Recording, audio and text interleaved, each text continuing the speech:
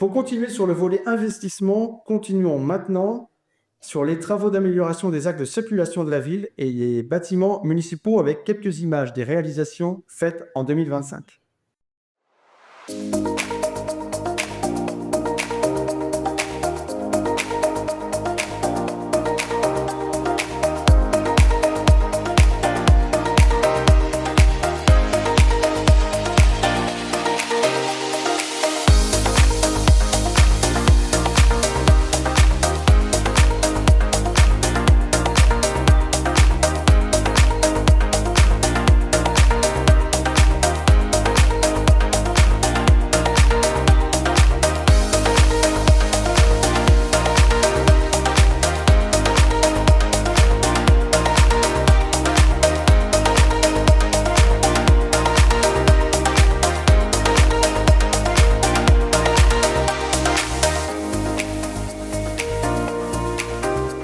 Voilà quelques images de réalisation pour l'année 2025.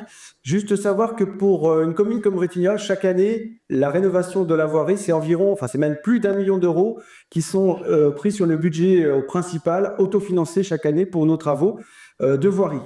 Vous avez à l'écran l'image du quartier du carrefour de la Chalainière. Je voulais vous en dire un petit mot parce que là vous êtes nombreux ce soir et ça me paraît important de vous dire que sur ce carrefour, qui est un quartier, un carrefour assez accidentogène, puisqu'il y a à peu près un accident sérieux tous les ans, nous avons lancé il y a quelques mois une expérimentation. Alors, on a d'abord rencontré les riverains en juillet dernier, on a réfléchi à ce qui pouvait être proposé, on a modifié l'aménagement, donc on est sur une phase expérimentale.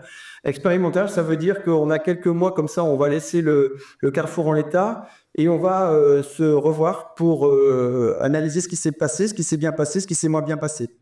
Je sais qu'on a déjà eu pas mal de remontées des riverains avec sans doute des améliorations à apporter. On prévoit sans doute un temps d'échange fin février avec les habitants du quartier de la Chalainière et sans doute de la Sauzette pour essayer déjà d'identifier ce qui peut être amélioré dans ce carrefour. Le sujet bâtiment, vu tout à l'heure sur le film, les vestiaires tribunes du stade de foot de Bretignolles, voilà, un exemple de ce qui a été fait cette année. On a investi plus de 400 000 euros pour la rénovation de ce bâtiment qui a plus de 35 ans. Si je vous en parle, c'est parce que il y a un enjeu assez fort à Bretignolles pour que tous nos équipements soient inscrits dans un programme de rénovation et d'entretien qui doit être programmé. On investit chaque année plusieurs centaines de milliers d'euros et ça va sans doute continuer encore parce qu'on a beaucoup d'équipements, c'est plutôt bien, on s'en félicite. Mais il faut aussi prendre soin de ces équipements-là. Je voulais vous parler maintenant des grands projets. Alors les grands projets, on a notamment celui de l'Appareil.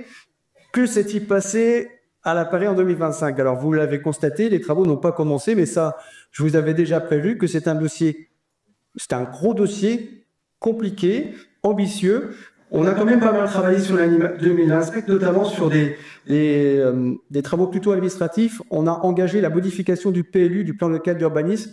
C'est ce qui va nous permettre demain de pouvoir réaliser les constructions dont on a besoin sur ce quartier. On s'est réunis à plusieurs reprises avec le comité de pilotage. Le comité de pilotage, c'est une vingtaine de personnes qui travaillent. Alors, il y a à la fois les services de la mairie, il y a des habitants du quartier de l'Appareil, des commerçants, des services de l'État. On travaille collectivement à faire évoluer ce projet, à l'améliorer. Et puis, à titre personnel, j'ai eu de nombreux rendez-vous avec les riverains, ceux qui sont concernés par la propriété foncière, avec qui nous discutons pour pouvoir acheter leurs biens et demain pouvoir réaliser le projet qui est prévu. On a eu beaucoup de rendez-vous qui se passent d'ailleurs plutôt bien en général. Il faut savoir qu'à ce stade-là, à date, nous en sommes à peu près à 60% de propriété foncière sur le quartier de l'Appareil. Il y a encore du travail, mais ça avance bien. L'autre sujet dont je veux vous parler, c'est celui de la Normandeguerre.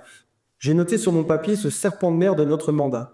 Alors, sur la côté travaux, il n'y a pas grand-chose à vous annoncer, mais je voulais quand même vous en dire un petit mot parce que il ne vous a pas échappé qu'il y a quelques mois, la Cour d'appel de Nantes a rendu son jugement classant l'Estran en espace remarquable et aussi la zone terrestre, qui est quelque chose que nous ne pouvons pas accepter, nous, à Bretignolles. Donc, nous avons engagé une procédure auprès du Conseil d'État pour aller en cassation et casser ce jugement. C'est une procédure qui est lancée depuis quelques mois maintenant, qui va évoluer très rapidement dans les prochaines semaines.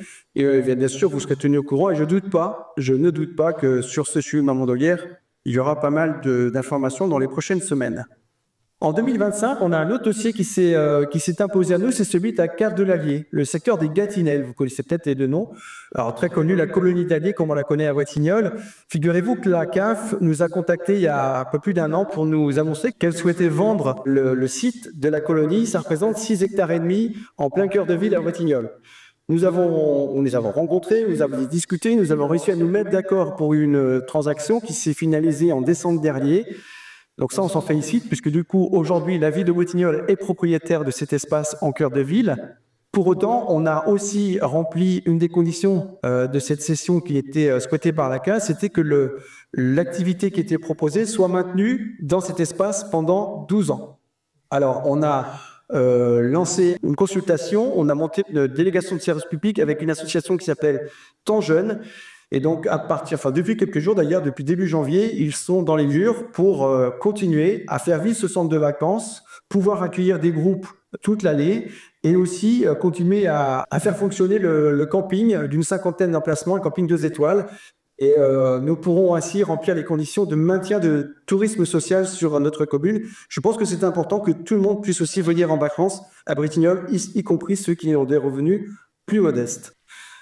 Sans transition, la piste cyclable Brême-Bretignolles-sur-Mer, le long de la route départementale 38, c'est quelque chose qui avance puisque 2025 a été là aussi beaucoup d'échanges, beaucoup de réunions avec les propriétaires puisqu'il a fallu que nous ayons un accord avec la totalité d'entre eux. C'est le cas aujourd'hui. Tous nous ont validé la transaction pour acquérir une bande de 7 mètres qui nous est nécessaire pour réaliser ces pistes cyclables dites utiles. Hein, c'est une piste plutôt pour les trajets de travail ou associatifs. Donc on est ravis que ça ait pu avancer. Maintenant, c'est le paysage de l'agglomération qui va prendre la main puisque c'est dans leurs compétences pour la réalisation des travaux. Et on espère que peut-être fin d'année, les choses pourront commencer. En tout cas, c'est un dossier qui devrait voir le jour. Piste cyclable, j'en profite pour vous faire part d'une nouvelle récompense qui nous a été remise par la Fédération française des usagers de la bicyclette. Figurez-vous que pour la 2e année consécutive, la ville de Bretignolles s'est bu décerner le 2e prix pour les petites villes derrière la ville d'Anderlecht-les-Bains et la 2e position aussi dans la catégorie région Pays de la Loire derrière la commune de Notre-Dame-de-Mont. On s'en félicite, c'est la 2e fois que nous avons cette récompense et voilà, c'est aussi le retour, c'est d'avoir que le vote se fait par les usagers des pistes cyclables qui témoignent et qui nous récompensent pour ça. Donc merci à tous et bravo. Autre récompense dont nous ne sommes pas peu fiers cette année, c'est celle obtenue par Villes et Villages Fleuris. Je vous en reparle après ces quelques images qui nous illustrent les jardins familiaux, la fête de la nature, l'exposition Belle et Rebelle, et ça commence par les composteurs partagés.